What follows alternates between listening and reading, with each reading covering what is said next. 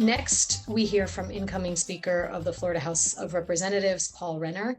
He is a new father and a policymaker, and in both of those roles understands the critical importance of early childhood issues, their impact on Florida's education system, on our workforce, and on families' lives.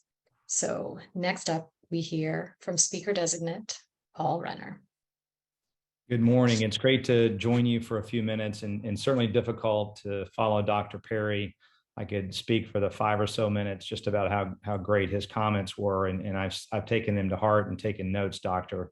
And perhaps we can follow up through Vance Lupus, your CEO, to see what we might do that's innovative in this area. And while I'm talking about my colleague, Vance Lupus, as most of you on the call know, not only does he serve your organization, but he's been a colleague of mine in the Florida House and someone who, in addition to having 2 young children myself, Vance Lupus has really been the person who has impressed upon me the importance of these early years in childhood development and has done, in fact, a lot to put that passion into his colleagues in the Florida House and then also in the Florida Senate.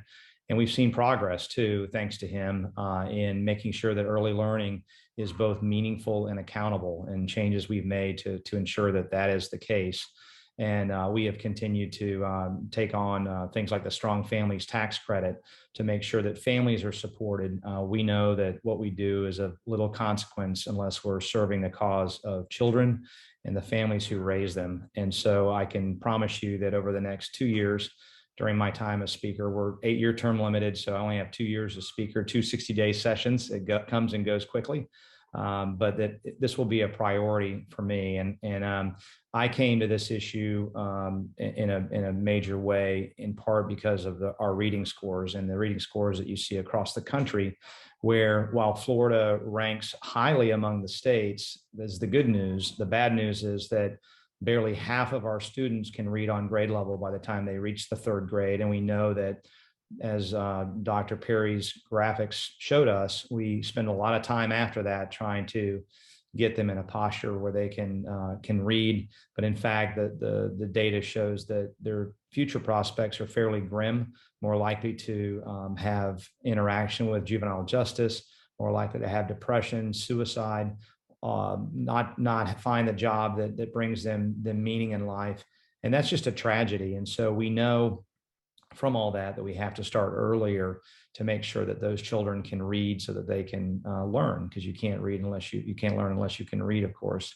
And so we will have a strong focus on reading. A lot of that focus will be in the early years as it needs to be.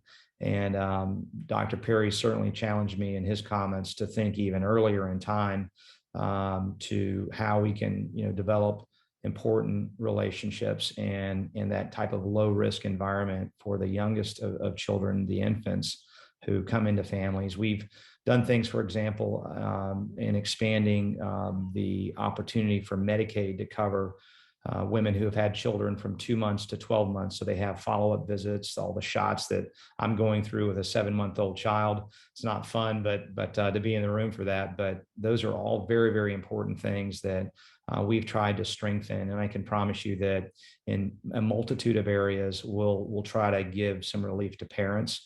We recently expanded an exemption, a sales tax exemption for the sale of diapers, which was charged a sales tax. And that may sound like a little thing, but for those of us that buy diapers, it's kind of a big item. And certainly for someone on a tight budget, to make sure that at least is tax-free. That's a temporary thing in our budget right now. I'd like to see if our budget doesn't allow us to make that permanent. Things of that nature. Also looking at our Healthy Kids program, so that when parents try to escape welfare and into work and a life of independence, they go from spending $0 per month for their child to $243 a month per child automatically with that extra dollar. And so we'd like to look at a tiered approach where they go from 0 to 50 to 100 to 150 as their income increases, which of course costs money, taxpayer money, to sort of subsidize that transition from welfare to work. Those are the kinds of things we want to pursue to support families. and will also be dedicated to the reading programs that I mentioned. And now, from Dr. Perry's remarks, have me thinking a lot about what we can do even earlier in a child's life to bring those supports just after birth, to give support to moms and dads wherever they may find themselves, to make sure those children have the love and support that they need. He described it in technical terms and discussed brain science. I'm a pastor's kid, and my dad, has a sermon where he describes love and says love is spelled Time. And so I think it's important that all of us as parents spend time with our children.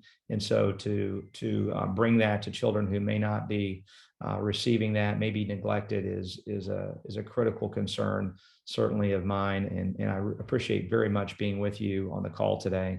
And just know that you got a speaker for the next 2 years. I know the Senate president cares a lot about these issues also. And I think it's going to be a good 2 years. While we're losing Vance from the House and you're getting more of his time, which I'm sure you are grateful for, I know that he will be a great resource for me and for other members of the House to make sure we're moving forward in this area to the good of children in our state. And I'm committed to it. So thank you very much, and God bless each and every one of you.